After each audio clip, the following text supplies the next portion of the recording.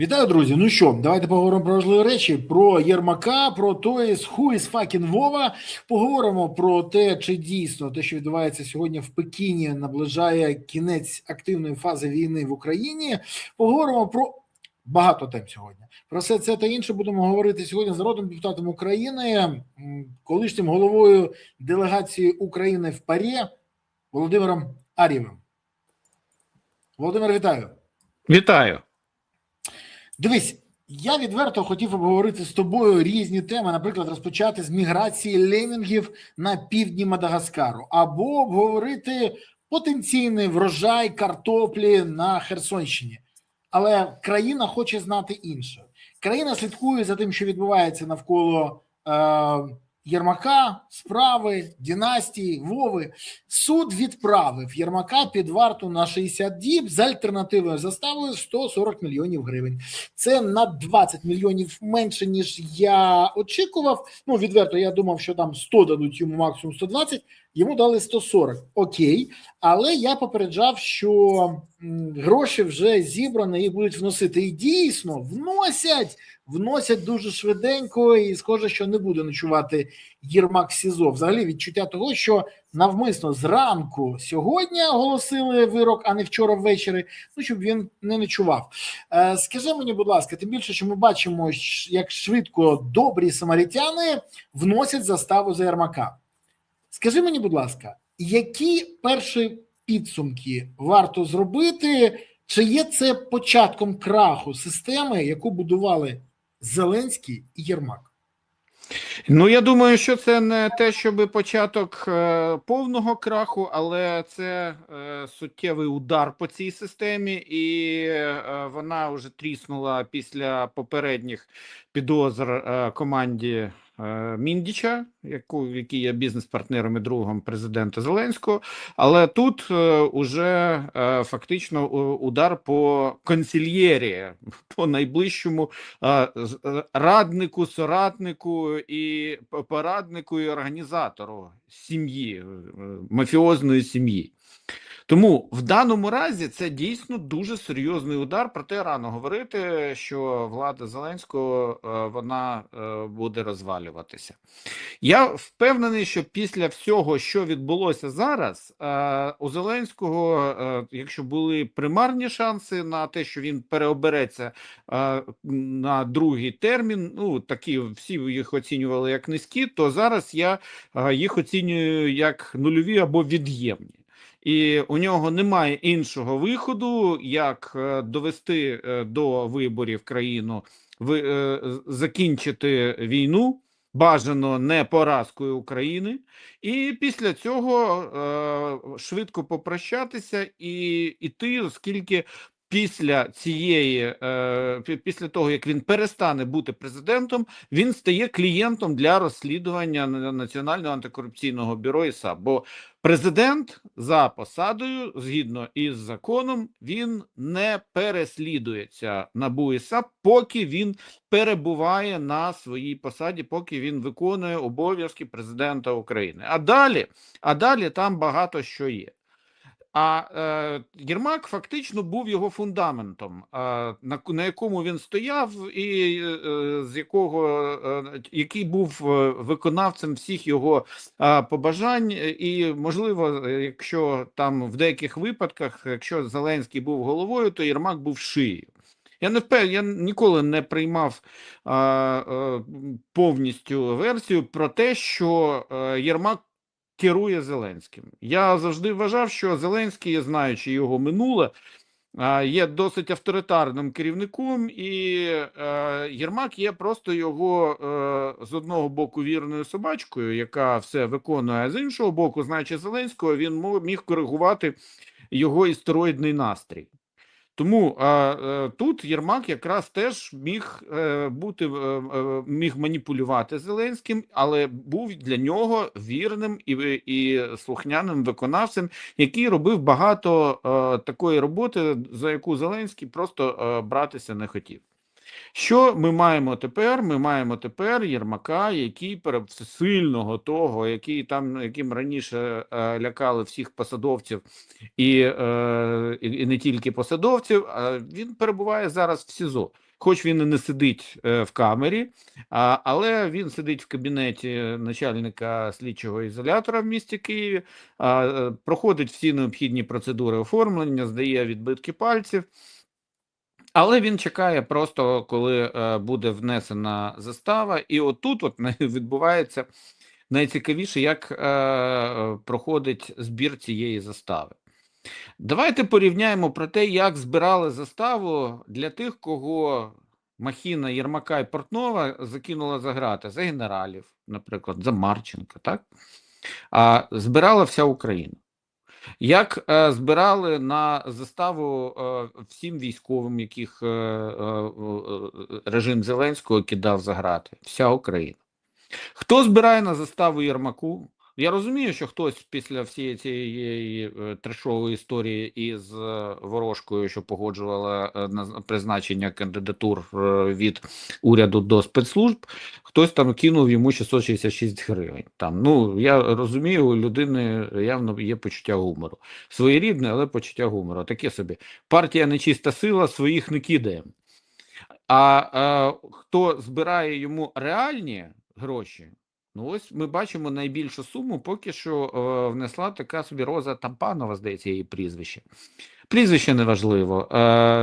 Це людина, яку Єрмак пристроїв куди?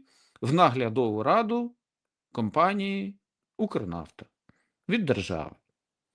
І от мені тут цікаво, хто далі буде збирати гроші для Єрмака. Ну, у нього є багато людей, які йому винні. Але мені, наприклад, цікаво, чи інші члени наглядової ради, призначені не без участі Єрмака, будуть скидатися для свого боса. От, наприклад, Сергій Лещенко. Дивись, а ще й Милованов, до речі.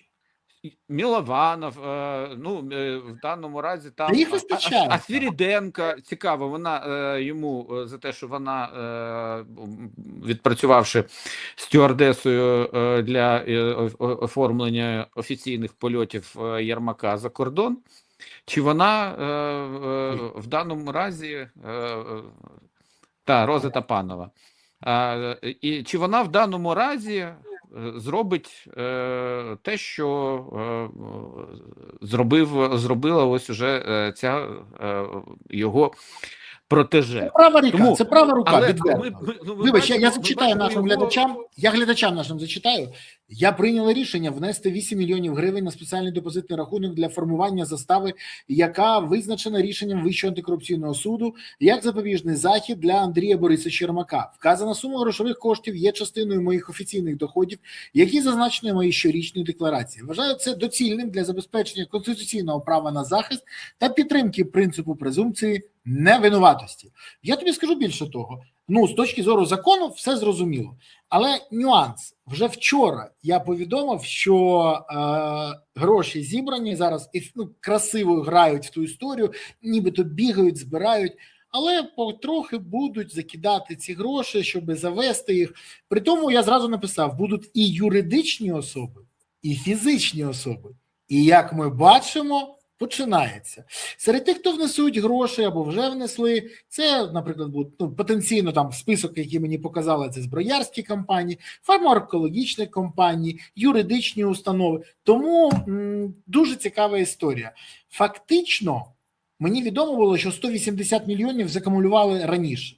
Тож ми зараз спостерігаємо, як Єрмак, який сказав, в мене немає грошей на таку заставу. А його адвокат, до речі, помітно, так потужно сказав, що це ж цілий джип з грошима. Слава! І цих грошей немає, але вони потрохи заходять. До речі, я хочу сказати, що пані Роза не лише є в наглядовій раді Укрнафти, вона ще і в Ощадбанку. І це теж не випадково. Ну, непогано, так. Ну, загалом вона, там ця з Ощадбанку там окрема історія, і вся ця банда як Міндіча, вона намагалася влізти в усі державні банки. Але ми просто зараз бачимо дійсно всю цю систему, яка показує, що у Єрмака дійсно немає грошей. Я абсолютно вірю. Але є одна єдина ремарка. Тобто, одне слово, у нього немає легальних грошей для того, щоб нести під заставу за себе. Тому що гроші невідомого походження, вони просто можуть бути не прийняті. Хоча у випадку з Міндичем це було, але зараз після тої скандальної історії зараз увага і контроль над внесенням коштів, він стає достатньо серйозним. Тому у нього дійсно він готувався, коли він зрозумів після того, як була підозра, що йому доведеться зібрати ці кошти і легалізувати. А от як легалізувати, тут ми будемо дивитися на список тих, хто його взяв за нього фінансове поручительство. Це. І таким чином, включно з юридичними особами, дуже спрощується завдання для журналістів-розслідувачів сформувати коло компаній, які перебували в орбіті безпосередньо Андрія Єрмака. І далі вже копати по цих компаніях, які отримували, напевно, цікаві тендери, які отримували цікаві державне фінансування. Тут якраз можна буде дуже і дуже багато дивитися, тому що ці компанії були винні Єрмаку, вони були винні.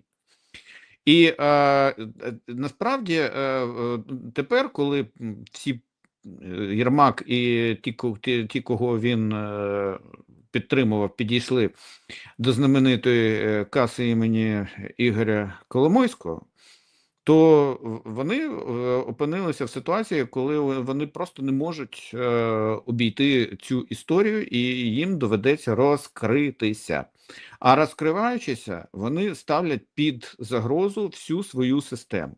Тому що ми побачимо тоді абсолютно всю схему, як воно відбувалося, всю ту мафіозну структуру, яку вони вибудовували. Принаймні, частково так точно. А звідти можна буде виходити уже і на ширші речі. Тому я вважаю, що це дійсно для України вікопомна подія. Я вважаю, що для нашого міжнародного іміджу це не мінус, а плюс, тому що мінус було би, якби при всіх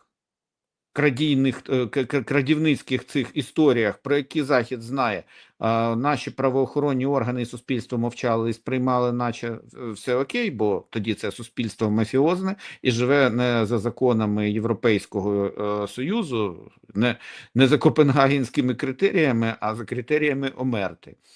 Коли мовчання і покривання своїх вище за все, що може бути, в тому числі за інтереси України. Тому в даному разі дуже позитивний момент, що це сталося. Негативні моменти після цього можна на основі цієї бази можна і ліквідовувати. Ну, що я тобі можу сказати? Я впевнений, я сьогодні це так дуже сміливо припустив, що ми незабаром побачимо новий, скажімо так, новий етап цієї історії.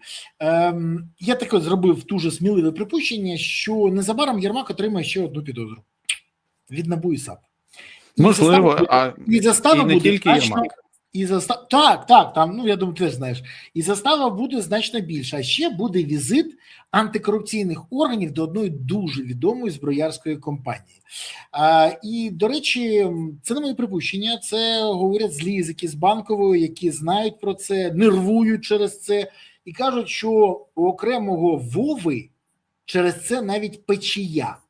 Ну от дивна ситуація. Ми зараз про Вову поговоримо, але спочатку я хочу поговорити з нашими глядачами. Друзі, ви дивитесь цей ефір. Будь ласка, підтримайте канал, поставте вподобайку, прокоментуйте, поширте відео, натисніть ви той вподобаєчку, натисніть підписатися, будете першим отримати, до речі, всю інформацію.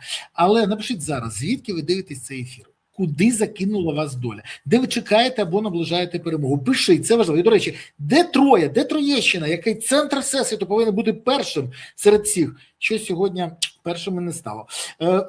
Пишіть звідки? Селище, країна, місто, регіон, район, область. Неважливо, пишіть це все, як вважаєте, краще. І будемо завжди аналізувати і робити висновки по тому, хто звідки дивиться. Дякую вам за те, що ви активні і не пасивні. Пане Володимире, на засіданні по обранню запобіжного заходу Єрмаку, звісно, ми дізналися, що він призначав на посади після консультації з гадалкою. Слушайте, я вибачаюсь, я зрозумів, що я регочу, це плакати треба, але я не можу на це. Я за останню добу говорив з дипломатами, я порахував навмисно з 11 країн, але вони ставлять всі одне те ж саме запитання. Ну, це серйозно? Ми бачили вже все, ми з тобою обговорювали все. Але таке, отут вони в шоці. Я кажу, так у вас же теж там хтось ходить, і говорить, та, але рішення не приймають. І ми ставимось до цих людей з розумінням, що в них трохи там, ну, буває, і так рішення ніхто не приймає. Але він призначав на посади після консультації з гадалкою, яка могла бути агентом впливу ФСБ. Ти навіть з'ясував, що в неї є адреси на Mail.ru. А, до речі, чи знімав він так само? І чи отримував вказівки, або отримувала вказівки ця гадалка або астрологиня, я не знаю, як її правильно називати, теж з інших мейлбоксів, які теж мають відношення до Mail.ru.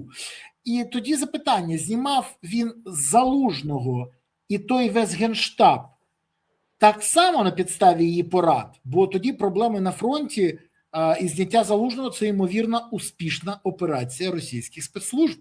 І які висновки варто зробити?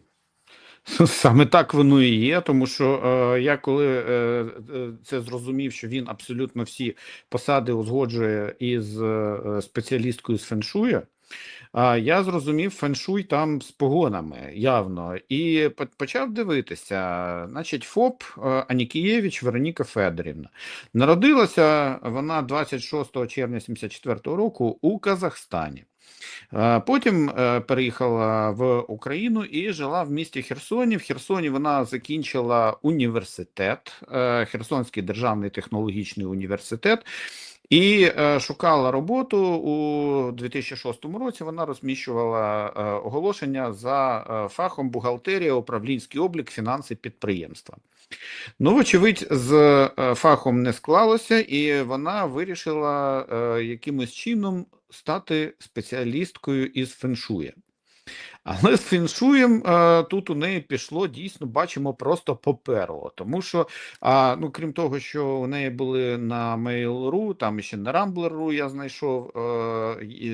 знайшов у неї ці аккаунти на поштовому сервісі. У неї досі є адреса ВКонтакті, яка ну, не розміщує нічого, але принаймні там є можливості, якщо шукати по ключових словах, знайти її аккаунт і зв'язатися із нею. І там написано, що вона консультант феншуй, бадзи, китайська астрологія, це МДД.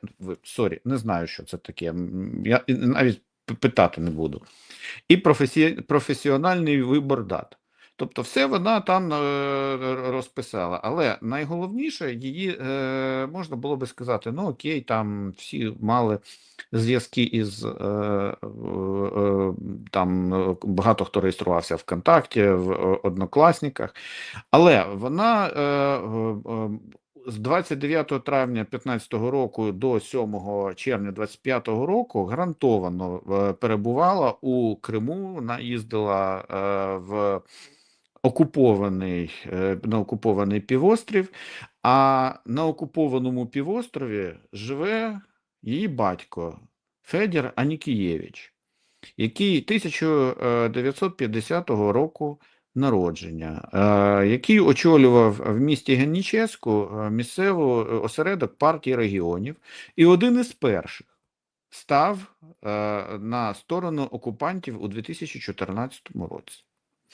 Далі я побачив, що ця дама на своєму сайті, на своїй сторінці у Фейсбук, де вона не Вероніка Анікієвич, а Вероніка Даниленко, вона завжди до якоїсь цієї астрологічної мутні, вона завжди додавала всі ті темники, які розповсюджувалися через анонімні сайти Офісу Президента.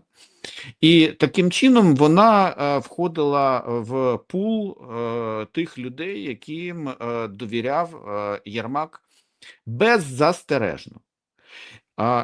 Я Не знаю, тут це ідеальний просто місточок для російських спецслужб для того, щоб завербувати, бо це можливість не тільки отримувати інформацію щодо призначень, щодо інших речей. Ми ж знаємо, про що ж він ще з нею консультувався. Може там про дати проведення військових операцій, бо ми бачимо, Єрмак був в тому числі і на секретних нарадах. А пам'ятаємо, як сталася історія, яка з вагнерівцями, коли здали цілу спецоперацію. Можливо, він радився із Ворожкою з приводу того, чи варто в ці дати проводити цю спецоперацію. Ми не знаємо це, бо це питання має зараз визначати і вирішувати контррозвідка СБУ. Ну, якщо, звісно, туди теж не погоджували кандидатів. Тому отримати вплив на людину, яка є правою рукою президента воюючої країни, це просто для іноземних спецслужб, особливо з тим бекграундом, який вона є, і з перебуванням її батька на окупованій території. Ну просто ідеальна знахідка. І це не тільки, що я підкреслюю, отримувати інформацію, це ще і можливість маніпулювати тим, кого призначати, а кого ні. Тобто впливати безпосередньо на призначення, на зняття, на все, що відбувається. І це найстрашніше. Тобто ми привели до влади не тільки клоунів, а ще й ідіотів повних, які збиралися, точніше не ми привели, а ті, хто проголосували за це в 2019 році. І я перепрошую, хай вони не ображаються, але завдяки то, що відбувається, і ті, кому соромно зараз дивитися на це ваша, в тому числі, робота. Ті, хто голосували в 2019 році і за Зеленського, і за партію «Слуга народу», віддавши їм монобільшість у парламенті, а відповідно Зеленському всю повноту, абсолютну владу Україні. Тому ясна річ, що зараз треба дійсно виходити з цієї ситуації. Проте я сьогодні у Верховній Раді поставив питання про те, щоб викликати на наступному пленарному тижні виконувача обов'язки голови СБУ для того, щоб він дав нам звіт про те, як контррозвідка перевірила цю шановну, скажімо так, ворожку. Астрологіню феншуйну, і якого феншуя Єрмак взагалі це робив, і звела все це докупи, і надала відповідний звіт народним депутатам України, тому що це стосується безпеки держави, ми бачимо.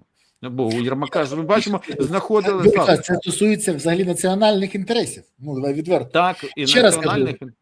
А зірвана мобілізація, коли, може, теж радилися, чи варто мобілізувати, чи не варто? І Ворож каже, не варто. І Зеленський виходить на прес-конференцію, то я припускаю, тому що так і може бути. Я думаю, що все можливо. Пам'ятаєш, як він тоді сказав? Я не бачу аргументів. Так йому так сказали. А ще оці переписки, коли вона каже Єрмаку, у вас є друг-гарант мови оригіналу. Це не я переходжу на російську мову. Це, відвердь, Володимир, це мова оригіналу. До речі, чому вони завжди спілкуються російською? Ні, я знаю, я російську знаю дуже добре. Але чому вони завжди між собою спілкуються російською? Що з ними не так? Це русський мір, тому що ось що з ними не так. Це люди не сучасного європейського штибу, це совки. А совки це завжди дорівнює руському міру. Тому і все.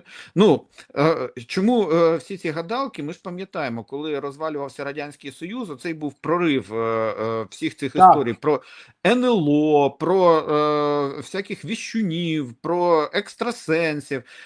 Кашпіровський гіпнотизував, Чумак заряджав воду, люди ставили на повному серйозі перед телевізорами банки з водою, які там в телевізорі сидів чувак, який махав там руками, після того люди пили цю воду зі сподіваннями, що їм це допоможе.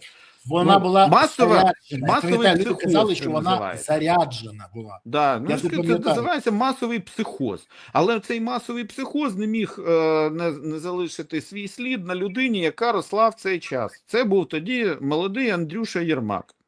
І Андрюша Єрмак теж запам'ятав все це діло, і воно йому в'їлося, і після цього він далі, він навіть до церкви не пішов. Ну, нащо дійсно, оці амулети, все це. Ти знаєш, я тобі хочу тут, сказати... але люди, які ходять до церкви, вони хоча б розуміють, що вони розуміють різницю між добром і злом. А ті, хто ходять до всіх цих ворожок, гадалок і іншої чортівні, вони розуміють, що зло можна використовувати в тому числі для особистої цілі. От і вся різниця. Тут же просто сама психологія, основа. Ну, я знаю одну просту річ. От якщо людина розуміє, що йому для прийняття рішень потрібні гадалки і ворожки, там, це значить у людини дійсно зовсім, по-перше, це не впевнена в собі людина. По-друге, ця людина не має бути суто за своїми когнітивними здібностями і близько допущена до влади. У нас цих людей обрали, тому що ми знаємо... Єрмака ніхто не обирав. Я розумію, але його призначив Зеленський. Я абсолютно впевнений, що він знав про те, яким чином Єрмак... Знав.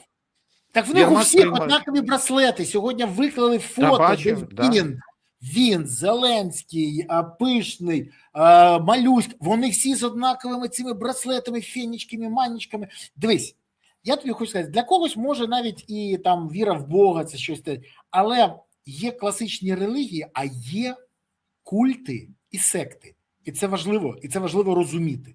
А ще важливо розуміти, що оці всі камлання, Путін, до речі, дуже любить обмазуватись собі кров'ю оленів, там щось камлати теж шаманом. От ти розумієш, це дійсно, це навіть не язицтво, це... А відьма, яка ходить, кажуть, що в Офісі Президента оця... Там не тільки в Офісі, там і ходять і до відьом, повір мені. Там мені коли розповідали про це. Насправді це катастрофа, я ж кажу, дивись, тут катастрофа. У французькому кварталі в Києві дуже часто місцеві, мені вже декілька разів показували, спостерігають, як приїжджає УДО, блокує деякі моменти, заїжджає людина, дуже відома в Україні, там до окремої гадалки. Говорю, чому гадалку не возять туди? Там аура. Я кажу, слушайте, давайте відверто, це ж шиза, і це теж нова еліта ця. До чого я все це кажу? Це ненормальна ситуація, абсолютно нормальна. До речі, в мене в родині не дивилися ані Чумака, ні Кашпіровського, але слухали уважно Радіо Свобода і Радіо Голос Америки. І от, може, саме тому ми різні речі дивилися з Андрюшою. От абсолютно, да. Тому що у мене, я теж слухав і BBC, і Радіо Свободу. Так от в мене відчуття... В підлітковому віці. І в мене відчуття, що заклали в них тоді, то ми зараз... То воно і вилазить зараз. Так от. Але ж давай перейдемо к найважливішій темі. Те, що сьогодні обговорює вся країна. Who is Mr. Вова? Раніше було там Mr. President. А тут who is fucking цей Вова? Тому що це ж яка загадка? Р2 домівка. Це Єрмак, Р3 – це Міндіч, Р4 – це Чернишов, Р0 – це спільна, там де спа, спортзал, все інше, баня. А хто ж там живе в цьому Р1? І тут ще НАБУ виходить із САП і каже, президент не є фігурантом. І навіть не додають, що згідно закону він не може бути фігурантом. Не може бути. А чому не додали? Досі не знаю. Загадка. Але who is Mr. Вова? Якщо, може, ти знаєш, бо президент не знає, бо інакше він би сказав. До речі, чому президент не виходить і не говорить НАБУ і САП, я вимагаю, щоб ви так сказали, хто той клятий Вова, який будує дім в династії, чому? На це запитання, до речі, це мені цікаво, боїться відповісти президент. А взагалі, як до цього ставиться у Верховній Раді, і чи сподівається Вова, що буде жити там після, наприклад, війни? І головне, чи якась реакція буде на цю династію з боку Верховної Ради? ТСК створена окремо, піднята тема, запит до НАБУ і САП, who is Вова, і далі. Бо хто такий Андрій, ми вже всі знаємо, він підозру отримав, а Вова, хай йому підозру не вручають, але ж ця клята невизначеність. Може, ти знаєш, хто такий Вова? Бо ти мені надав відео цього будинку, І зараз в ефірі цього в ефірі цього ефіру супер, буде відео. А ти поки скажи, who is fucking Вова? Ну, такий от будиночок, да, трошки Це будинок Вови, недобудований. правильно я розумію? Так, це будинок Вови. Ну, нормальний, так. Це з боку річки, з іншого боку річки Козенки. Вас не Я розстрілювали, знімав. коли це знімали? Ні. Це зроблено з іншого боку абсолютно. Там взагалі ніхто навіть і не вийшов. Там я знімався абсолютно спокійно. Я і всі об'єкти зняв. Ну і Р0, це дійсно там клуб цілий з саунами. І оце от внизу, то що ми бачимо, да, там от зараз бачили, це насправді причал для яхти. Ну, так, щоб жирно було, жирно, класно. Це Берегоукріплювальні причал для роботи. яхти оце Ось це, от? да, внизу це біле, так, ось тут, ось воно, ось тут, от, в самому низу. Ага. Оце це є причал для яхт зроблений, там він дуже довгий, і там і спуск в воду, можна і загорати. Ну, тобто там зроблено дуже дорого. Я подивився, там ідеально, просто припасовано все камінчик до камінчика. На відміну від... Почекай. А ти ж теж Вова. То може Так, це твій будинок? Ні, це Вова, ще й Путін Вова, так що... А якщо серйозно, от без всіх жартів, давай так, ми всі розуміємо, що це будинок може бути тільки одного Вови Леніна. Зє Леніна, Да. в общем, Вови. Але Ну, ж про це всі в Казані всі знали ще рік тому, коли будівництво ладно. починалося. Да, там багато хто там говорив про те, що це офісні будуються. І ну, ясна річ, що ніхто там, ну це окрім розмов не було, але всю цю історію НАБУ достатньо класно розмотали. Вова, я думаю, що ми, от я ставлю на це пляшку, не знаю, там 15-річного шотландського віскі, що ми про те, хто такий Вова, офіційно дізнаємося лише після того, як один Вова піде з посади президента України, і тоді можна буде йому по ньому вести слідчі і всі процесуальні дії. Раніше навряд чи. Які дивні обставини, яка клята невизначеність. Але я вважаю, що наш президент Володимир Олександрович Зеленський повинен особисто звернутися до НАБУ і САП і вимагати в них назвати прізвище того Вови, бо це цікавить цій країні. Хіба самому Вові не цікаво, чи той Вова, для якого будують будинок, чи співпадає в них прізвище? Ну це ж цікаво. Насправді може бути раніше трошечки прояснитися ситуація. Я не знаю, чи станеться так чи ні, але через певних пов'язаних осіб до цього таємничого Вови буде зрозуміло, хто він такий, бо ці пов'язані особи брали участь в розмовах щодо будівництва всієї цієї корупційної вакханалії. Тому тут теж це питання, чи буде це оприлюднювати НАБУ і САП. Я не хочу забігати наперед, тому що я давав чесне слово, що я не буду називати жодних прізвищ в цьому контексті. Але я можу сказати, що лише в тому випадку можна буде дізнатися, who is Vova is. Тому насправді це можна, ми сміємося, а сміх крізь сльози, тому що я хотів закінчити. Просто я дивився якість будівництва. Камінчик до камінчика, от, наприклад, берегоукріплювальні, найдорожчі матеріали, припасовано ідеально. На відміну від фортифікаційних споруд, які робили тяп-ляп, які робили просто такими, що їх змивало першим же дощем,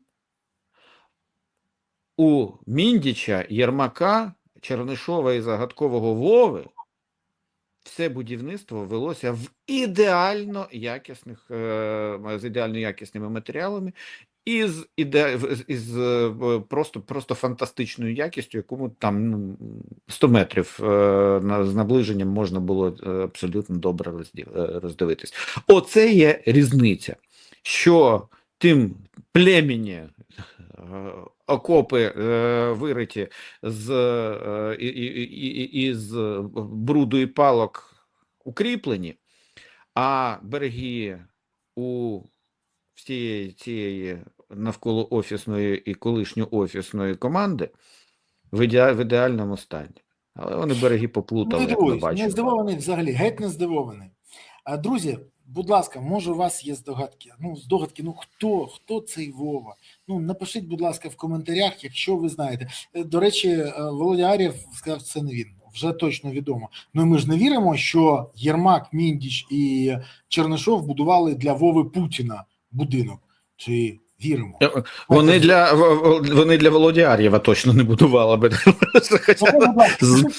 Скільки я їм зробив шпильок за цей час. Зараз. Напишіть, хто цей Вова, на вашу думку. Просто спробуйте вгадати. Може, повезе. Я, мабуть, лотерею розіграю. Хто вгадає, отримає, не пляшку, а щось інше, але бо так цікаво, хто ж це такий? Ніхто не може здогадатися у всій країні. Але постає ще одне питання. Давай відверто. Чи може після всього, що ми дізналися, Рустем Умєров залишатися на посаді секретаря РНБО та головою переговорної групи? Точно ні. При цьому Офіс президента, вже офіційно відомо, відмовився реєструвати електронну петицію про звільнення секретаря РНБО Рустема Умєрова. Відмовився жорстко. То, скажи мені, будь ласка, Зеленський навмисно ігнорує всю ситуацію і тільки демонструє цим, що таки Вовин – це будинок? І чи може Умєров після цього вести переговори, якщо він замазаний у цій справі, і про це пише навіть зараз західні ЗМІ? В Офісі президента взагалі вважають, що все розсмокчеться якось само собою. Але не розмокчиться. А отак. Вони, сьогодні, я ж кажу, я пропонував викликати виконувача обов'язки голови СБУ для того, щоб дати інформацію про проведені контррозвідувальні заходи через цю ворожку, так? І вони дали 128 голосів тільки. Загалом зал дав 128 голосів. Слуги переважною більшістю не голосували.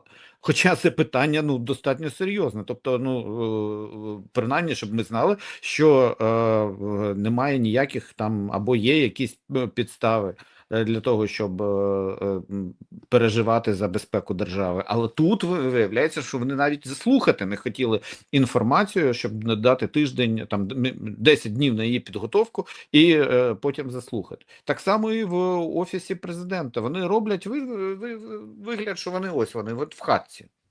От просто в хатці.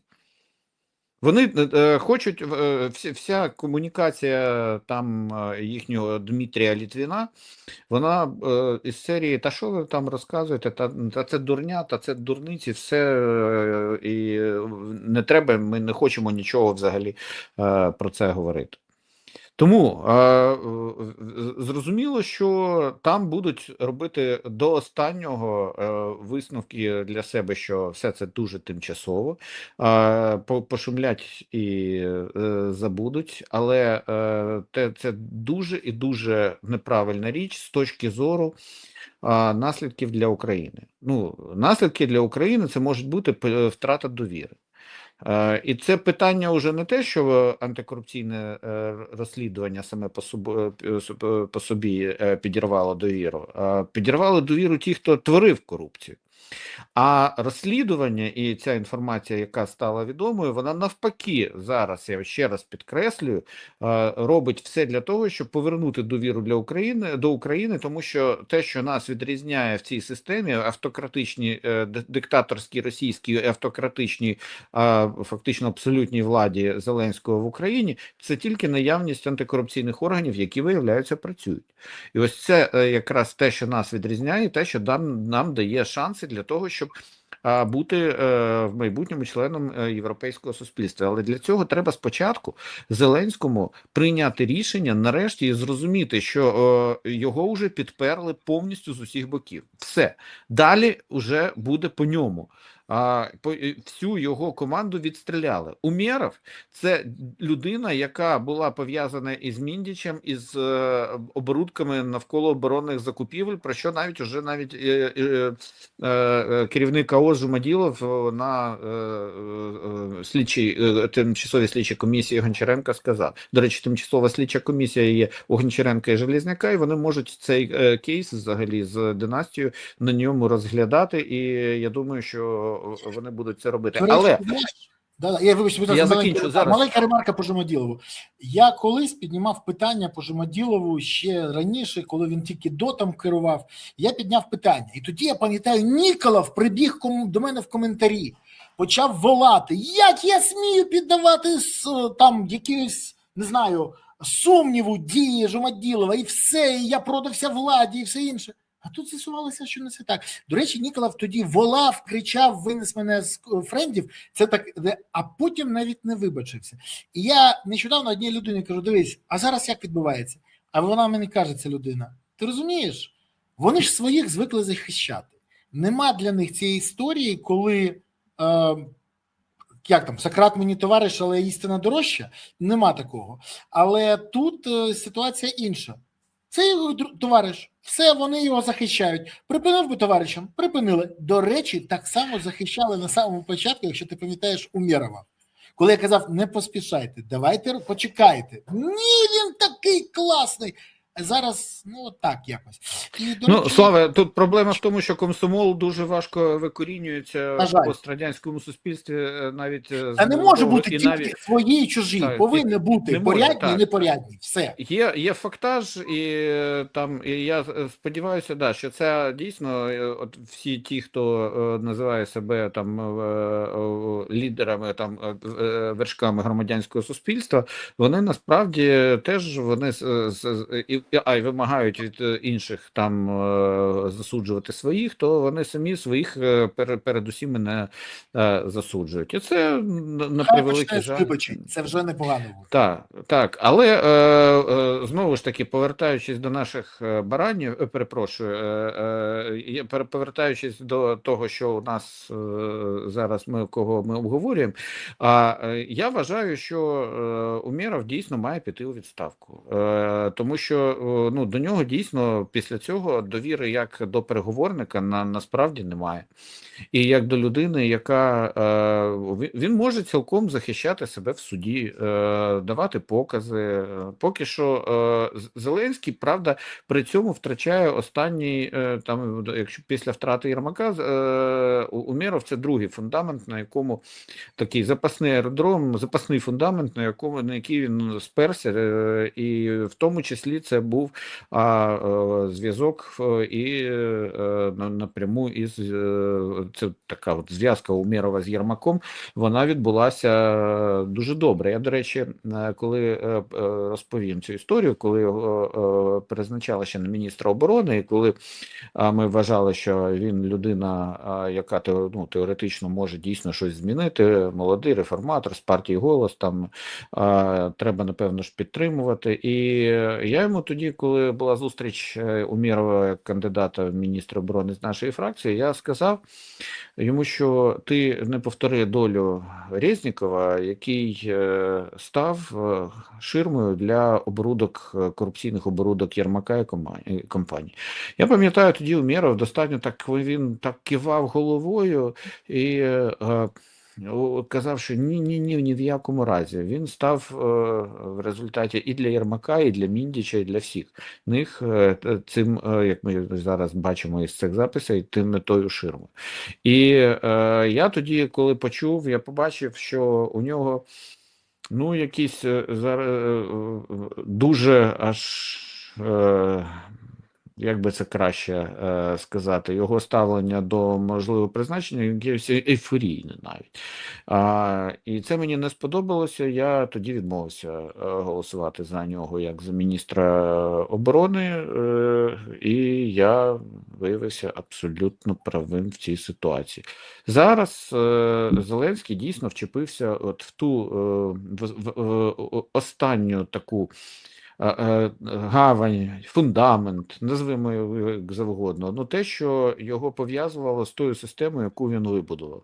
Але ця система дійсно починає зараз тріщати, вона ще не зруйнувалася, але вона починає тріщати. І тут я можу сказати лише один висновок для всіх. По-перше, ну, ми бачимо Єрмака, як його підтримували в лапках на суді всі тим, хто раніше заглядав йому в очі і бігав за ним із щенячою відданістю. А коли приходять на суди до військових або на суди до Порошенка, туди приходять люди, які абсолютно щиро вірять і щиро готові підтримати. А до Єрмака прийшла тільки скажена там ця Єрмакрат, яка там влаштувала просто клоунаду. І це якраз свідчення про те, що ця система дійсно вона абсолютно штучно і вибудована лише на корупційних, а не на ідеологічних зв'язках. І другий момент, якщо ми дійсно зараз опинимося в цій, продовжимо цю систему тримати, хапатися за всі ці хімери минулого, за всю цю корупційну вертикаль, яка тягне Україну на дно, то це буде дійсно катастрофою для України. І от тут якраз зараз ми підійшли до точки неповернення, коли ми дійсно можемо зараз вистояти і дотискати Росію, але для цього треба, по-перше, об'єднати суспільство, повернути довіру до того, що влада може організувати якісну оборону і не красти при цьому. Для цього має бути внутрішній контроль. Для цього і говориться про коаліцію національної єдності, в якій не буде любові, але буде тільки одна мета – зробити так, щоб Україна вижила. Ми бачимо ж зараз вже поглиблення парламентської кризи, де практично жодний законопроект не може прийнятися. Але Зеленський продовжує за всі ці хімери чіплятися. І оце є найбільшою і найстрашнішою помилкою, тому що тут питання не в долі Зеленського. Тут питання в тому, що буде далі з Україною. Гарне питання. Воно піднімає ще одне питання. Що у нас в перспективах якщо не закінчення війни, то хоч би закінчення гарячої фази цієї війни. Ми зараз про це поговоримо, але спочатку я хочу звернутися до глядачів. Друзі, я дякую вам, що ви активні сьогодні. Я бачу, ставите вподобайки, бачу, підписуєтесь, коментарі бачу, все супер. Але я бачу, яка величезна кількість людей просто займає пасивну позицію. Якщо вам важко натиснути вподобайку, написати коментар, поширити, то як ви будете потім згодом країну відбудовувати?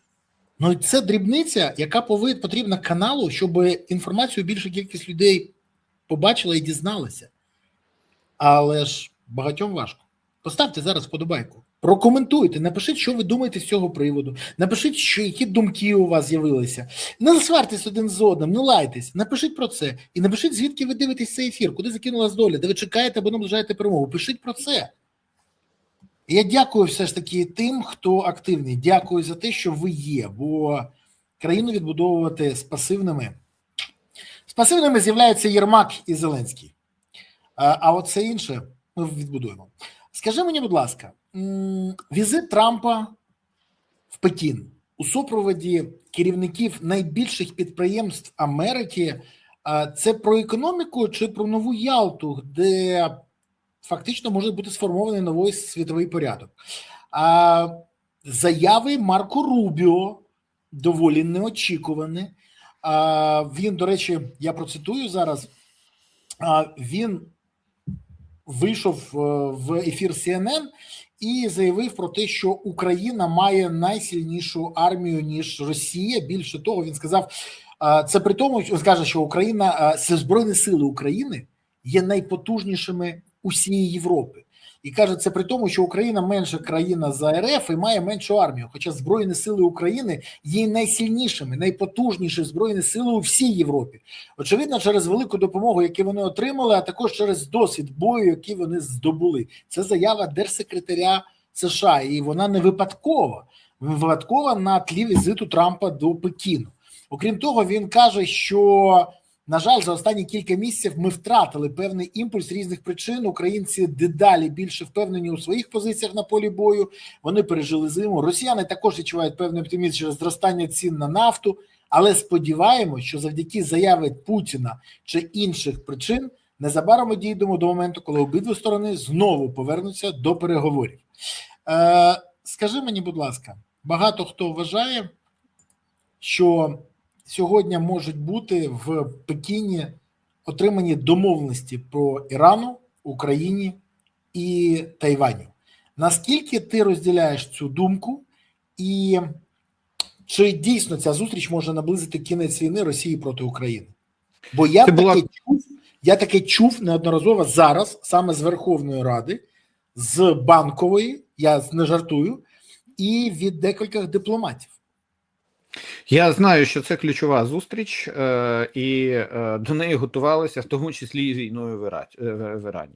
І це ключова зустріч дуже для багатьох подій, тому що фактично зараз оформлюється, може стати початком оформлення двополярного світу, і в якому Китай претендуватиме на набагато більшу роль, ніж він мав до цього моменту. Тому що в даному разі я не недооцінюю роль Китаю в інспірації війни в Україні, тому що він підживлює Росію на тому рівні, щоб вона могла виживати в цій історії і проводити далі війну, але не могла перемогти Україну.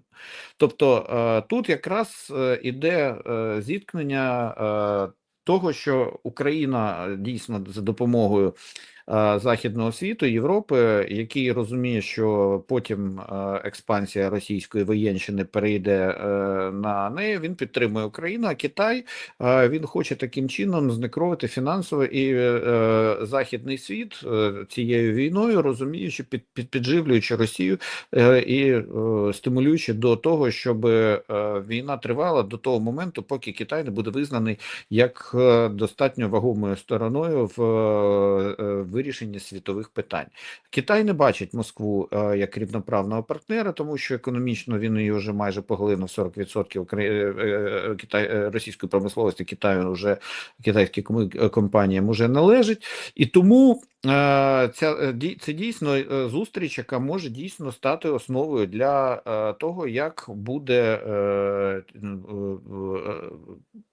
існувати світова безпека у майбутньому. Чи це може стати основою для початку війни, для початку закінчення, назвемо так, війни в Україні? Так. Бо вже є інформація, що Путін зараз запрошений із візитом до Китаю.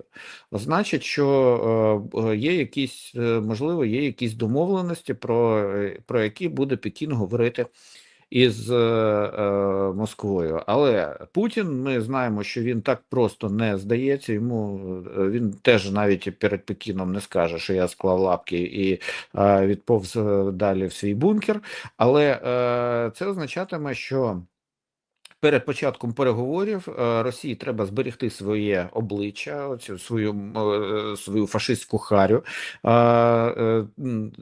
Не будемо назвати це зберегти обличчя, але вони принаймні будуть намагатися продемонструвати, що вони не добровільно, не просто самі відступають і здаються, але вони вибивають всі поступки в бою, і тому треба чекати ескалації, в тому числі і проти Європи, що і стане після ескалації, як це часто буває, саме ескалація призводить потім до мирних перемовин. Тому єдине, що може уникнути, як ми можемо уникнути цієї ескалації, це якщо у Росії фінансова ситуація настільки жахлива, От настільки жахлива, що вона просто не потягне навіть цього вибухового якогось а, якогось чи наступу в Україні, чи атаки, гібридної атаки. Я думаю, це буде саме гібридна атака з використанням повітря, і дронів, і всього, і внутрішніх п'ятих колон на Європу. Тому я вважаю, що тут варто дійсно спостерігати, і у Китая і у США в обох країнах є достатньо кількість аргументів для того, щоб впливати один на одного. І Китай – це вплив на Росію, а США – це вплив на ситуацію з війни з Іраном, Ормузькою протокою, де США фактично вони можуть тримати за рахунок своїх стратегічних запасів нафти, а Китай, він отримував свою нафту саме з регіону Перської затоки. І закрита Ормузька протока, вихід із Перської затоки, це для Китаю є проблема, яка через 3-4 місяці може стати дуже великою проблемою. Для Індії вона вже стала цією проблемою. Тому в даному випадку основа для рішень є. Інша справа, що ми знаємо, що в даному випадку сьогодні Трамп і його адміністрація, бо йому вигідно, хвалить Україну. Завтра буде зовсім інакше, тому що вони не на боці України, вони на своєму особистому боці. Але використати цей момент для того, щоб можна було готуватися в тому числі до, по-перше, для Україні до ескалації, а по-друге, до того, щоб проводити мирні перемовини і не з дискредитованими переговорниками з нашого боку, а з фаховими, це було би можна. Ну, я на превеликий жаль бачу, що Зеленський наразі він намагається оточити себе людьми вірними. Ну, наприклад, візьмемо Сибігу, міністр закордонних справ. Я можу сказати, що з усіх і проукраїнських, і не проукраїнських міністрів це був взагалі найслабшим. Він взагалі ніякий. Тобто людина, яка перебуває лише на рівні, не знаю, начальника департаменту, сервільний і безініціативний. Тому, а тут на цій посаді потрібна акула, а не ручний песик, який виконує команди з Банкової на ура. І так само і для перемовин в тому числі потрібні дійсно акули з українського боку для того, щоб відстоювати інтереси, тому що якщо буде дійсно ескалація, кожна сторона, зокрема в Європі, вони будуть відстоювати дуже багато своїх інтересів. І для того, щоб захистити свої, тут потрібні професіонали. Але Зеленському наразі, поки що ми бачимо, йому на думку навіть не спадає зараз перебудувати свою владу. Він вчепився в неї мертвою хваткою і в ту систему, яку він збудував, і навіть готовий, у мене таке враження, що і Україну завалити, і готовий навіть ціною власної долі, що якщо воно і його завалить, але принаймні не відступити назад.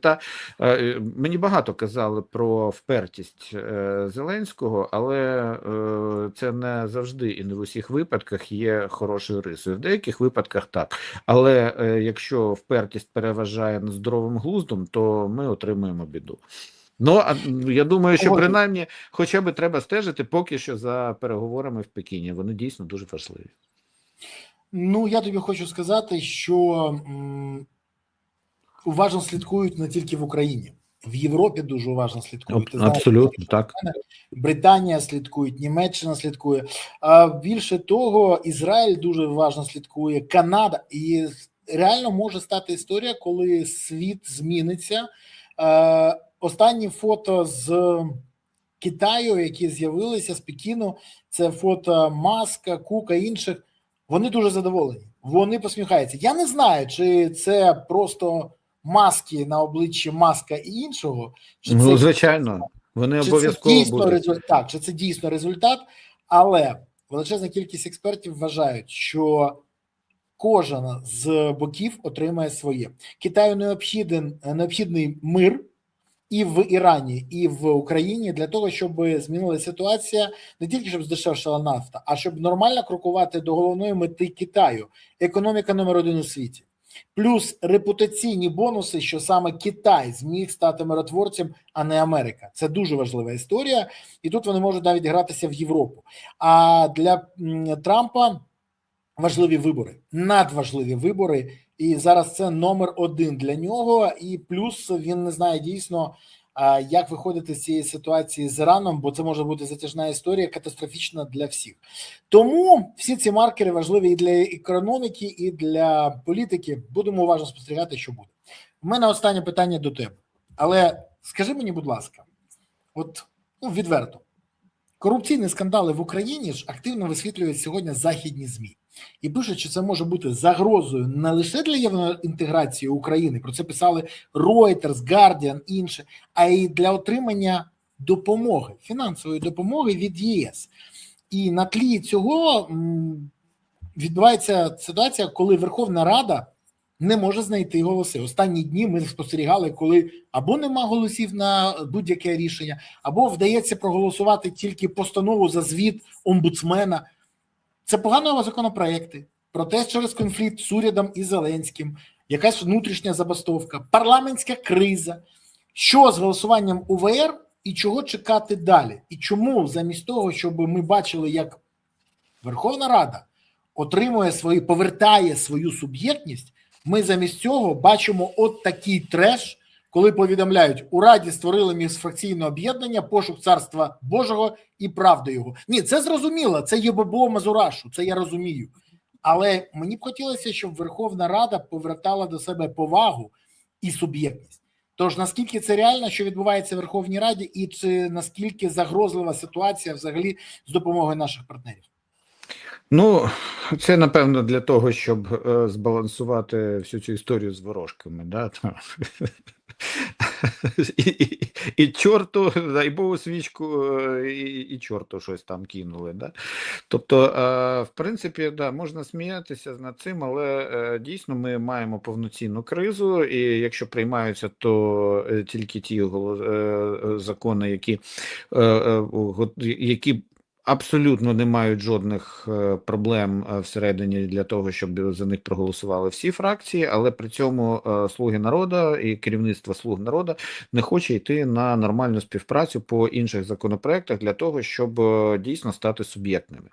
Тобто ми зараз у Верховній Раді перебуваємо в глухому куті, і в керівництво монобільшості Арахамія, Мотовиловець, вони досі дивляться з надією на те, що щось зроблять на Банковій в Офісі Президента. В Офісі Президента зараз істерика, паніка зовсім з іншого приводу і точно не до Верховної Ради. Проте ми зависаємо дійсно із величезною кількістю європейських законопроєктів, які потрібні для євроінтеграції України, і це означає, що ми можемо зірвати весь той план, який ми вже отримали наприкінці минулого року під час засідання комісії у віце-прем'єра Качки і єврокомісарки Марти Кос, для того, щоб зробити певний там набір, прийняти певний набір законопроєктів, щоб рухатися в бік переговорів з Європейським Союзом. Це раз. У нас Скільки з початку року прийняли цих законопроєктів? Скільки?